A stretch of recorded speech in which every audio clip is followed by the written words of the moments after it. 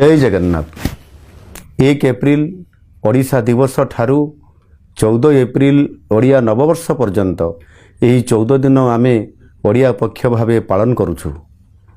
यही पक्षर प्रत्येक मुहूर्त सबु ओडियांक पई स्वाभिमान, संस्कृति, परंपरा और अस्मिता को नहीं प्रणार समय हेउ। ओडिया पर्व हेउ आम भाषा, साहित्य, खाद्य, पोशाक, नृत्य, संगीत और संस्कृतिर उत्सव।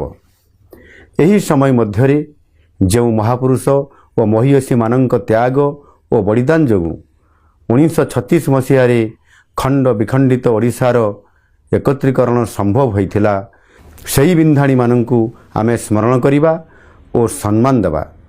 ओडिया नववर्ष एवं महाविश्व संक्रांति हेउ ओडिया भाषा, साहित्य और संस्कृतिर नुआ उद्यम, नुआ संकल्प और विकसित ओडिशार नुआ अवसर।